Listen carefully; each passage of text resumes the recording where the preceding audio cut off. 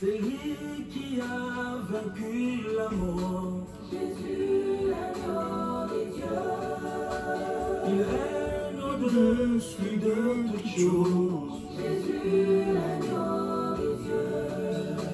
C'est lui qui a vaincu la mort. Jésus, l'agneau de Dieu. Il règne au-dessus de toutes choses. Jésus, l'agneau de Dieu. Son nom est élevé au-dessus de tout le nom. Jésus, l'agneau de Dieu, qui ôte le péché. Son nom est élevé au-dessus de tout le nom. Jésus, l'agneau de Dieu, Jésus, l'agneau de Dieu, qui ôte tout le péché, le sauveur du monde. Pour mon salut.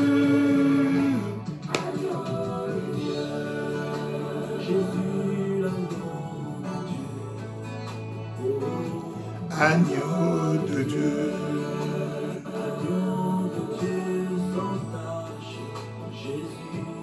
Agneau de Dieu. Messager de la grâce, agneau de Dieu, son nom est élevé au-dessus de tout le nom. Jésus, l'agneau de Dieu, qui ôte tout le péché, son nom est élevé au-dessus de tout le nom. L'agneau de Dieu qui ôte les péchés. Voilà. Que Seigneur Dieu vous bénisse. Nous signalons que nous ne sommes pas auteurs de ces cantiques, cette belle mélodie, chantant l'honneur de notre Dieu, Jésus l'agneau de Dieu. C'est juste une introduction, un indicatif pour notre enseignement. Je vous salue tous, bien-aimés frères et sœurs dans le Seigneur, bien-aimés dans le Seigneur Jésus-Christ. Église du Seigneur Jésus-Christ, soyez bénis, je vous salue dans le nom de Jésus-Christ. C'est l'heure de nos enseignements, notre édification sur les événements du temps de la fin. Soyez bénis, Nous allons commencer par une courte prière. Ensuite, nous aborderons le sujet, les thèmes, nous parlerons de la part de Dieu. Je vous demande de vous incliner pour un moment de prière. Dieu Père Saint, je viens te dire merci. Je viens, Seigneur Christ, te bénir. Je viens t'exalter. Je viens, Seigneur, oh Dieu, te rendre grâce pour ce moment, Seigneur Christ, d'enseignement, ces moments d'édification, ces moments d'exhortation, de rappel aux choses salutaires. Je te recommande cet enseignement, je te recommande cette prédication, ces sermons, tout ce que nous aurons à dire, soit poussé par l'Esprit de Dieu, que nous puissions parler. Je prends autorité sur tout ce qui est du diable, sur tout ce qui tord l'essence des Écritures. Je l'anéantis et les mets hors de ta de nuit. Béni sois-tu, Seigneur Christ. Je te recommande tous ceux qui nous suivent, que tu éveilles et réveilles l'esprit de ton peuple pour se mettre en marche par Jésus-Christ. J'ai ainsi prié. Amen. Amen. Gloire à l'Éternel. Voilà, c'est votre serviteur, l'homme de Dieu, Jean-Jacques Combat. Je salue tous ceux qui nous suivent, tous ceux qui sont régulières à ces enseignements. Soyez bénis. Nous sommes dans notre continuité, dans notre moment d'édification, dans notre moment d'enseignement sur les événements du temps de la fin, l'eschatologie, ce qui est lié au temps de la fin. Ainsi, bien-aimés, comme nous vous le disions la fois passée, l'actualité est tellement abondante que le peuple de Dieu ne doit pas, bien-aimé, se laisser embraler. Jésus a dit, la fois passée, comme on le voyait, ne vous laissez pas troubler par quoi que ce soit. Paul le dit encore, ne vous laissez pas branler dans votre bon sens comme si le jour du Seigneur était là. C'est vrai qu'au vu de la prophétie biblique, au vu de la parole de Dieu, au vu, bien aimé, de toute l'actualité du monde, le Seigneur est à la porte. Hein, ça, on ne va pas le mentir. Dieu est à la porte. Nous voyons que ce que Dieu a prévu d'accomplir, de faire, est en train de se faire ou est proche de s'accomplir. Voilà pourquoi Jésus sonne la trompette par de tels enseignements, par de telles exhortations, par de telles édifications, car nous sommes au temps de la fin. Et le Seigneur Dieu voudrait vraiment que son peuple soit averti pour se mettre en ordre de bataille. Bien-aimé, Dieu vraiment nous a tiré les oreilles en ne voulant pas qu'on puisse tomber dans le piège de la polémique, de la comparaison, mais certaines choses qu'on dit doivent être dites dans leur véritable contexte, remis dans leur véritable contexte pour que le peuple de Dieu soit gardé. Par exemple, c'est comme la parole de Dieu qui dit « Et au soir, la lumière apparaîtra ». Bien-aimé, c'est une parole prophétique qui s'accomplira au temps, bien-aimé, où l'Église ne sera plus sur la terre. Parce que nous remarquons et nous voyons qu'il y a beaucoup de confusion, il y a beaucoup de paroles, beaucoup de prophéties ayant trait à Israël qui ne s'accommodent pas à l'Église et qu'on met à l'Église. Par exemple, le 2 témoins, l'apparition d'Élie, le prophète, il viendra. Ce n'est pas du temps de l'Église. Élie le prophète, je vous enverrai Élie le prophète. Ça sera en quel temps? Oui et amen, c'est la prophétie biblique, c'est Dieu qui révèle cela. Mais ce n'est pas, bien aimé, du temps où l'Église est sur la terre. Ça sera bien après, quand le Seigneur voudra, bien aimé, restaurer et rétablir Israël. Il y a par exemple une autre vérité biblique qui dit au rétablissement de toutes choses. Au rétablissement de toutes choses, c'est en quel temps, quelle période? C'est comme ça que Dieu dit dans Luc 12 qu'il faut discerner en quel temps nous sommes. Il ne faut pas qu'il y ait amalgame, hein, qu'on mélange les choses. Et j'ai suivi, bien aimé,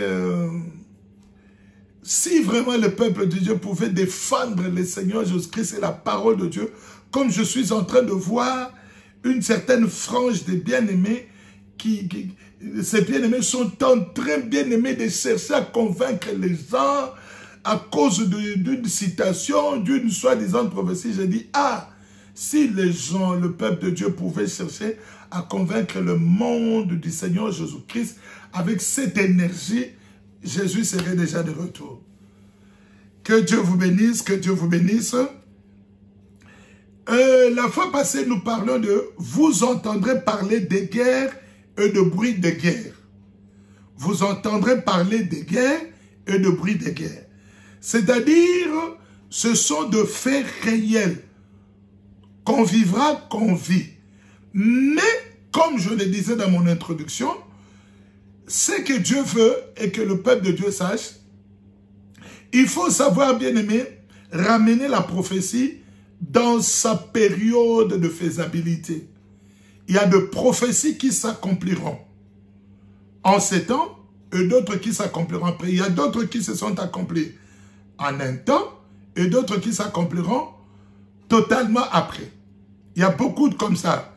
Un jour, on fera beaucoup de parallélisme comme ça pour que le peuple de Dieu soit suffisamment informé. C'est comme par exemple la mission d'Élie le prophète. Élie le prophète n'est pas une promesse à l'église du Seigneur Jésus-Christ, ni à l'épouse, parce que l'épouse n'a pas besoin d'Élie le prophète, mais c'est Israël, l'épouse répudiée. La femme adultère que le Seigneur ramènera, quand le Seigneur voudra ramener Israël à lui, que Élie le prophète entrera.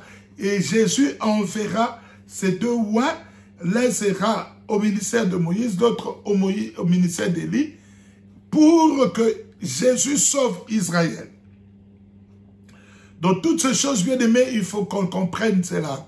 Il y a par exemple une citation biblique où on dit quel est donc ce serviteur fidèle à qui le Seigneur trouvera faisant ainsi. Bien aimé, cette parole s'apparente. Nous sommes dans Matthieu 24. Matthieu 24, à partir du verset 42, nous lisons jusqu'au verset 50. Matthieu 24, du verset 42 à 50. Veillez donc, puisque vous ne savez pas quel jour votre Seigneur viendra. Sachez-les bien, si le maître de la maison savait à quelle veille de la nuit le voleur doit venir, il veillerait et ne laisserait pas percer sa maison. C'est pourquoi vous aussi, tenez-vous prêts, car le Fils de l'homme viendra à l'heure où vous n'y penserez pas. Quel est donc, verset 45, les serviteurs fidèles et prudents que son maître a établis sur ces gens pour leur donner la nourriture au temps convenable? Heureux ces serviteurs que son maître, à son retour, à son arrivée, trouvera faisant ainsi. Je vous le dis en vérité, il établira ses serviteurs sur tous ses biens. Mais si c'est un méchant serviteur qui dise en lui-même, mon maître tarde à venir, s'il se met à battre ses compagnons, s'il mange et boit avec les ivrognes, le maître de ses serviteurs viendra le jour où il ne s'y attend pas et à l'heure qu'il ne connaît pas. Parole de l'Éternel. Bien-aimés dans le Seigneur, cette parole, si vous lisez d'abord un peu plus loin dans Matthieu 24, parce que nous sommes dans la continuité, vous entendrez parler des guerres et de bruit des guerres. Nous sommes au temps de la fin. Ces signes, parce que Jésus nous a laissé des signes. Le peuple de Dieu doit discerner en quel temps nous sommes, quels signes marquent cette époque, tout ça. La Bible dit dans Matthieu 24, 6, où nous avions commencé à lire, et nous les relisons encore ici pour abonder au verset 42, Matthieu 24, vous entendrez parler de guerre et de bruit de guerre. Garde-vous d'être troublés, car il faut que ces choses arrivent, mais ce ne sera pas la fin. Et ainsi de suite, le Seigneur Jésus-Christ montre une succession de faits, une succession d'événements qui se produiront avant son avènement. Nous insistons, bien aimés, ce n'est pas pour nous montrer que nous dépassons qui que ce soit, c'est pour que le peuple de Dieu soit suffisamment averti. La Bible dit, comme Jésus s'en allait au sortir du temple, Matthieu 24, 1, ses disciples l'ont abordé pour lui montrer la beauté du temple. Et ils lui ont posé une question avec 3 volets ou 3 sous-questions. Jésus leur a dit, vous voyez ce que vous me montrez de beau aussi. Tout cela sera renversé, il ne restera pierre sur pierre qui soit renversé. Et quand il a continué à naviguer sur la montagne des Oliviers, les disciples vinrent en particulier faire cette question. Dis-nous quand cela arrivera-t-il et quel sera le signe de ton avènement et le signe de la fin du monde. C'est une question en 3 sous-questions. Il faut comprendre la première partie de cette prophétie, de ce que Jésus a annoncé, qu'il ne restera pas pierre sur pierre. Quand Jésus disait cette parole, il n'y avait pas encore l'accomplissement de cette prophétie. Mais en l'an 70, après que Jésus soit parti en 33 ans et demi, cette parole s'est accomplie. Les Romains ont renversé et détruit les temples. Et la seconde partie, on dit, quel sera le signe de ton avènement? Il a commencé à étaler, à dire, voici les signes de mon avènement. Vous entendrez parler de guerre et de bruit de guerre. Vous entendrez plusieurs dire que je suis Jésus, que je suis Christ, et ils séduiront plusieurs personnes. Vous verrez, bien-aimés dans le Seigneur, quel que soit ce que Dieu fait avec un homme, avec Moïse, avec Élie, avec Pierre, avec Paul, cet homme ne remplacera pas Jésus. L'œuvre salvatrice de Golgotha est inégalable. Personne, bien-aimé, n'est monté à la croix de Golgotha pour nous sauver que le Seigneur Jésus-Christ. Nous sommes, bien-aimés, les serviteurs de Dieu, des canaux par lesquels le Seigneur ramène son peuple à lui. Quelle que soit la puissance, quelle que soit la démonstration, quel que soit le miracle que Dieu peut faire avec un homme de Dieu, Jésus n'est pas comparé à cet homme. Il peut avoir ramené toute la vérité biblique, il connaît en partie, parce que c'est Dieu qui est bien-aimé, le summum bien-aimé de la connaissance. Paul dit, nous connaissons en partie, et quand toute la vérité nous sera révélée. Donc, mais quel que soit bien-aimé, ce que les hommes de Dieu peuvent révéler ou connaître, ils connaissent en partie. Souvent, je fais rire le serviteur de Dieu. J'ai dit, il y a un homme de Dieu très puissant, je ne cite pas son nom, qui est apparu dans le jour passé ici, qui est déjà mort. On dit qu'il avait toute la révélation, mais j'ai dit toujours, il n'avait pas prophétisé, n'avait pas reçu la révélation sur la sorcellerie au Congo, sur les liens de famille, tout ça. Ces choses, le Seigneur les a révélées en son temps, bien qu'on ait bien aimé exagérer, mais lui n'a pas reçu cette révélation. Cela n'enlève pas qu'il soit un serviteur de Dieu. Il a été serviteur de Dieu en son temps. Donc, bien aimé, c'est Jésus qui est la profondeur. On ne peut pas parler de la prophétie en dissociant Jésus-Christ, en mettant l'homme, quel qu'il soit, au-dessus du Seigneur Jésus-Christ. Ce n'est pas de représentation, mais c'est Jésus. Il dit, vous entendrez parler. Vous entendrez parler. Ces serviteurs bien-aimés, parce qu'il y aura un serviteur du diable qui s'élèvera en un temps, qui séduira beaucoup de gens, mais le serviteur fidèle ramènera le peuple de Dieu à la foi de Père. Le Père, ce sont le patriarche, ce sont eux. À cette foi-là, Israël a pour père Abraham, Isaac et lui-même Jacob devenu Israël. Ce sont là. Donc le fils, ce serviteur, ramènera le peuple d'Israël à la foi d'Abraham, pas à la foi des apôtres. Les apôtres sont le père de l'Église et on nous ramènera à la foi primitive là, comme la foi de Paul et consort. Mais Israël, c'est à la foi de ses patriarches. Vous entendrez parler de guerre et de bruit de guerre. Est-ce que aujourd'hui, bien aimé, comme je le disais la fois passée, quelle que soit une fusillade qui se passe, je ne sais pas où, on est au courant, on est informé. Quelle que soit la guerre qui commence là-bas, on est informé. On entendra, on est en train d'entendre. Est-ce que cela... Non, cela nous pousse à mieux nous préparer. Cela nous pousse à être éveillés. Cela pousse l'Église de Dieu à se dire, le Seigneur est à la porte.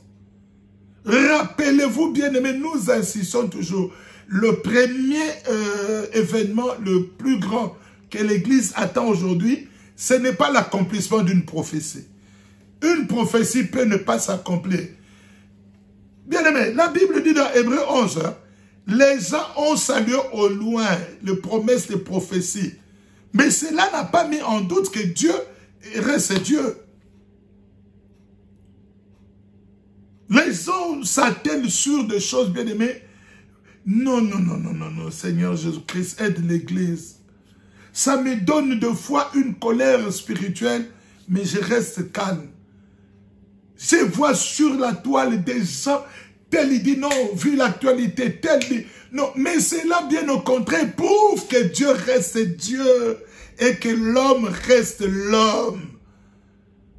Il ne faut pas chercher à justifier les hérésies dans lesquelles vous avez plongé les regards. Dieu veut ramener tout à lui pour que les gens comprennent que la prophétie, l'accomplissement de la prophétie, c'est le Seigneur Jésus-Christ. Ah, que Dieu bénisse quelqu'un. Que Dieu bénisse quelqu'un. Alors, on entendra parler de ces choses. On verra la séduction. Mais que l'église de Dieu soit bien-aimée, où tu es à discerner. Vous savez, si j'ai vraiment une exhortation à faire au peuple de Dieu, c'est de demander à Dieu de donner à chacun de nous le discernement des esprits, le discernement des temps, donc en bref, le discernement soli. Parce que quand tu discerneras, même, tu sais, le prophète Élie bien-aimé, quand il fouillait, et qu'il est allé se cacher, fouiller Isabelle, Dieu, il y a eu de manifestations. Ces 3 manifestations, c'était la manière d'agir de Dieu. Mais cet homme de Dieu, ce qu'il avait de plus fort, c'était le discernement.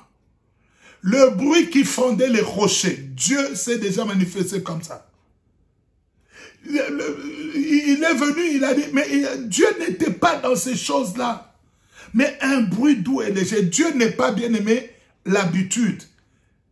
Ce n'est pas parce qu'aujourd'hui Dieu dit, prends le verre d'eau, prie et donne à cet enfant de l'eau qu'il boive, tu les guéris. Tu commences à faire à chaque fois, tu pries sur l'eau, tu donnes aux gens. Non, c'est à cet instant là que Dieu s'est manifesté en t'indiquant de prendre l'eau.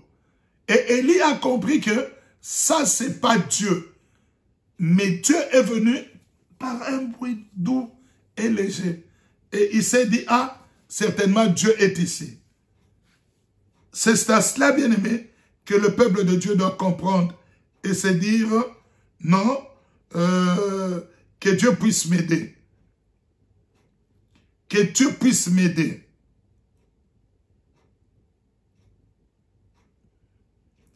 Vous entendrez parler de guerre et de bruit de guerre. Mais ça ne sera pas la fin. L'avènement du Fils de Dieu. Jésus dit par exemple, parce que il exhorte en verset 36, Matthieu 24, 36, il dit, pour ce qui est du jour et de l'heure, personne n'est laissé, ni les anges de cieux, ni le Fils, mais le Père seul. Ce qui arriva du temps de Noé arrivera de même à l'avènement du Fils de l'homme. Qu'est-ce qui était arrivé au temps de Noé? Les gens sont entrés, bien aimés, dans l'arche. Noé et ses enfants, il a prêché près de 120 ans. Les gens n'ont pas compris. Jusqu'au jour où il entra. Le jour qui précédait les délices, les hommes mangeaient et buvaient, se mariaient et mariaient les enfants, jusqu'au jour où Noé entra dans l'arche. Ils ne se doutèrent de rien jusqu'à ce que les délices vint et les emporta tous. Il en sera de même à l'avènement du Fils de l'homme. Malgré qu'il y aura l'enlèvement, les gens s'attelleront, bien aimés, à donner au diable le pouvoir, ne se doutant de rien.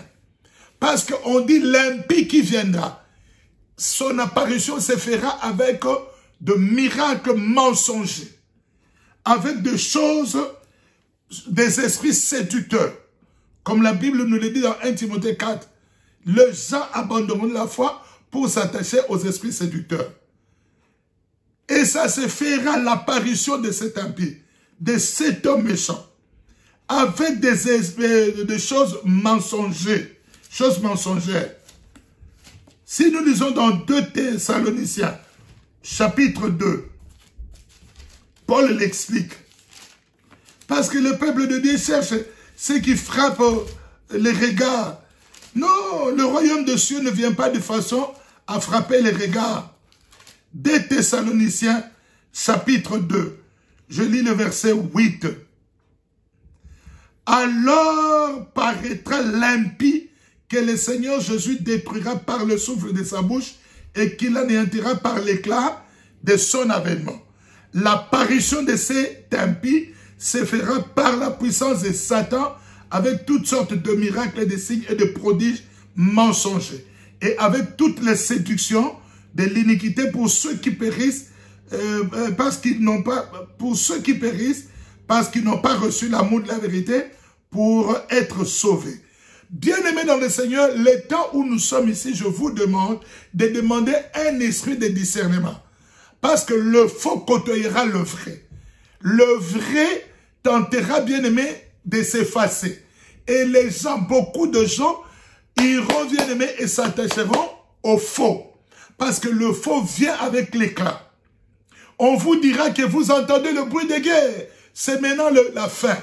Vous entendrez, c'est ce que le Seigneur a dit, c'est l'accomplissement de la prophétie. On dit, ce ne sera que le début. Tant que l'Église n'est pas encore enlevée, prenez comme signe l'enlèvement. Vous et moi faisons de notre mieux. On a assez parlé de l'enlèvement. On continuera d'en parler parce que c'est l'événement majeur que l'Église attend. Ne t'attelle pas à un homme. Ne t'accroche pas à une prophétie. Oh, elle s'est accomplie. Elle ne s'est pas accomplie. C'est la distraction, bien aimé, à des polémiques qui sont sans queue ni tête. Accroche-toi à la prophétie du retour de Jésus-Christ quand il reviendra. Dis-toi, Seigneur, prépare-moi à ce que quand tu viendras prendre ton église, ton épouse, que je fasse partie de l'épouse, celle que le Seigneur Jésus-Christ viendra prendre pour le noce de l'agneau. Et si le Seigneur Jésus-Christ nous fait grâce, comme on a parlé de l'enlèvement, on parlera de ce qui se fera après l'enlèvement. Parce qu'il y a des événements, ce sont des événements. Après que l'église soit enlevée, il y a maintenant déclenchement des autres événements. Mais maintenant, c'est que par ma bouche et par la bouche de plusieurs, je demande à ceux qui nous suivent de partager la vidéo. De dire aux autres, j'ai vu, bien-aimés, des serviteurs de Dieu et un grand nombre de gens qui suivent, qui se disent, ah, on nous a dit ceci, mais ce sont des erreurs qui entrent dans l'église. La guerre au Proche-Orient, la guerre au Congo, la guerre en Occident, au Nord, au Septentrion, ce n'est pas encore la fin, bien que ce sont des éléments, hein, la Russie, Israël, le Moyen-Orient, ce sont des éléments de pays, des nations qui joueront un grand rôle au temps de la fin.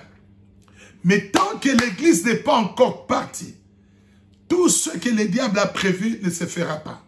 Ni les 666, ni l'apparition de cet homme. Parce que quand on dit l'apparition, paraîtra l'impie. Là, Jésus parle d'Israël qui ne sera pas parti à l'enlèvement parce que Jésus a laissé Israël, il a dit, votre maison vous sera laissée déserte. Parce que Israël a refusé le temps de sa visitation. Il faudrait que Jésus revisite encore Israël et que Israël croie en Jésus-Christ pour que le salut lui soit accordé et que s'accomplisse la parole de Acte 4:12, car le salut sous la terre, sous les cieux, n'est qu'au nom de Jésus-Christ. Le salut n'est pas dans je ne sais pas qui, dans qui que ce soit. Ne nous faites pas croire de choses qui ne sont pas bibliques ou qu'on cherche à faire croire aux gens. Le salut n'est qu'au nom du Seigneur Jésus-Christ. Il n'y a pas au nom du Père de ceci, c'est au nom du Seigneur Jésus-Christ. Et Israël doit croire aussi au Seigneur Jésus-Christ. Parce que jusqu'aujourd'hui, Israël attend son Messie, attend que le Messie vienne, que Jésus promis vienne. Or, Jésus était déjà venu, c'est ainsi qu'il reviendra. La montagne des Oliviers, il est allé s'asseoir là-bas pour leur dire que les choses, c'est ici que partira les autres événements. Que Dieu nous ouvre l'esprit d'entendement. Que Dieu nettoie la compréhension des enfants de Dieu. Ne sois pas, que Dieu déverse en toi la vérité, l'amour de la vérité pour être sauvé. Vous entendrez, on entendra. Mais qui entendra? Ceux qui seront restés après l'enlèvement. Parce que ce que le Seigneur dit dans Matthieu 24 s'accomplira, bien aimé, où vraiment des nations s'élèveront. Si on lit Apocalypse 12, hein, Apocalypse 12, la Bible dit, Apocalypse chapitre 12, à partir du verset 17, tu peux lire tout le chapitre, on dit, où je lis à partir du verset 1. Un grand signe parut dans le ciel, une femme enveloppée du soleil, la lune sous ses pieds, et une couronne de 12 étoiles sur sa tête. Bien-aimé, vous savez, quand tu as le discernement, tu dois comprendre même, Paul dit, je veux prier par révélation, par intelligence, par connaissance. Et selon la connaissance, ce n'est pas seulement l'interprétation de la prophétie. Quand on dit déjà 12 étoiles, tu comprends que ce sont les 12 tribus d'Israël. Donc quand on parle de cette femme, tu comprends que c'est la nation de laquelle est issue les 12 tribus d'Israël. Il s'agit d'Israël comme nation. On dit, elle était enceinte et elle criait étant en travail et dans le douleur de l'enfantement. Un autre signe parut encore dans le ciel, et voici, c'était un grand dragon rouge ayant 7 têtes et 10 cornes, et sur ses têtes 7 diadèmes. Sa queue entraînait les tiers des étoiles du ciel, et les jetait sur la terre. Les dragons s'éteignent devant la femme qui allait enfanter, afin de dévorer son enfant lorsqu'elle aurait enfanté. Elle enfanta un fils, qui doit paître toutes les nations avec une verge de fer. Ça, c'est un signe. Même si tu ne comprends pas l'interprétation, ce n'est pas seulement que tu dois être un prophète, mais ça, c'est la connaissance. Tu sais que c'est lui, le Fils, qui paîtra les nations, c'est le Seigneur Jésus-Christ. Et la nation est sortie, naquit Jésus, c'est Israël. Et la femme s'enfuit dans le désert, où elle avait un lit préparé par Dieu, afin qu'il lui fît nourrir pendant 1262 jours, soit la moitié de cette année, 3 ans et demi de la 70e semaine de Daniel. Il y eut guerre dans le ciel. Michel et ses anges combattirent contre les dragons, et les dragons et ses anges combattirent. C'est en ces temps-là qu'on entendra. Mais ils ne furent pas le plus fort, et leur place ne fut plus trouvée dans le ciel. Et il fut précipité les grands dragons, les serpents anciens appelés les diables et Satan, celui qui séduit toute la terre. Il fut précipité sur la terre, et ses anges furent précipités avec lui. Si nous sautons pour gagner le temps, on dit, versets 16 et 17, « Et la terre secourit la femme, et la terre ouvrit sa bouche et engloutit le fleuve que les dragons avaient lancé de sa bouche. Et les dragons firent irriter contre la femme. Ils s'en allaient faire la guerre au reste de sa postérité, à ceux qui gardent le commandement de Dieu et qui ont le témoignage de Jésus. » Maintenant, Israël a le témoignage de Jésus et Israël a le commandement de Dieu. C'est la période qui coïncide avec la tribulation et ensuite la grande tribulation. Il s'éteint sur les sables de la mer. Et la bête, là, elle est animée d'une grande colère contre Israël et les restes de sa postérité. Ce sont des choses qui s'accompliront après l'enlèvement de l'Église. En ce temps-là, l'Église est bien-aimée, épargnée, le mariage s'accomplit. Le mariage, c'est la délivrance de l'Église, du peuple de Dieu, pour la véritable délivrance, la rédemption véritable. Et c'est cette bête-là qui combattra maintenant, qui s'élèvera pour se proclamer Dieu, un humain, qu'on verra en son temps. Mais quand, si nous insistons, c'est pour que le peuple de Dieu ne confonde pas Matthieu 24 comme l'avant-enlèvement. Matthieu 24, c'est après l'enlèvement de l'Église.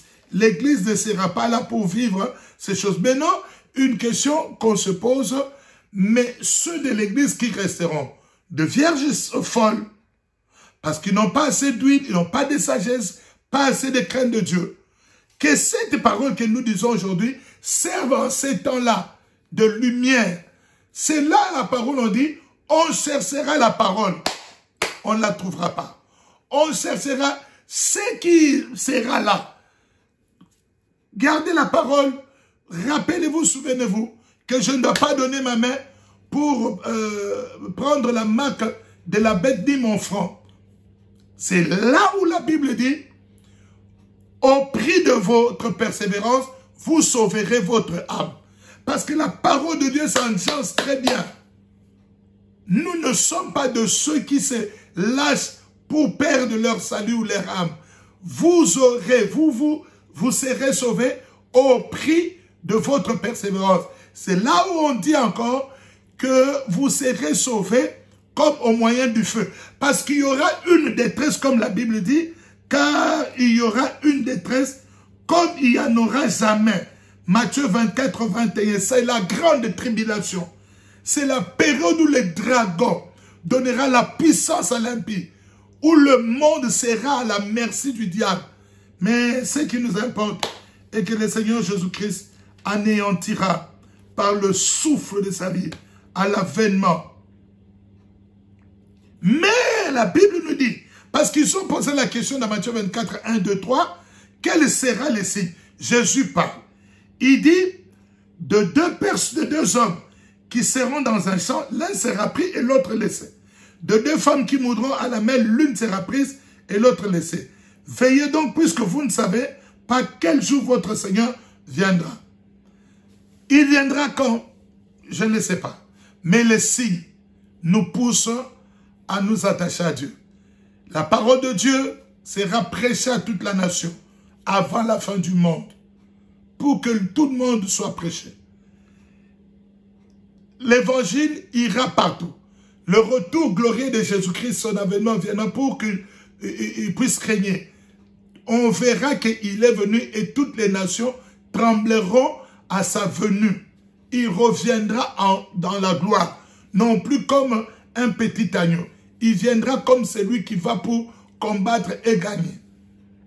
Vraiment bien aimé dans le Seigneur, nous pensons que Dieu nous fait grâce, Dieu nous accorde ce temps pour que l'on comprenne que le temps n'est plus bien aimé à la rigolade. Le temps bien aimé n'est plus bien aimé à ce que les gens fassent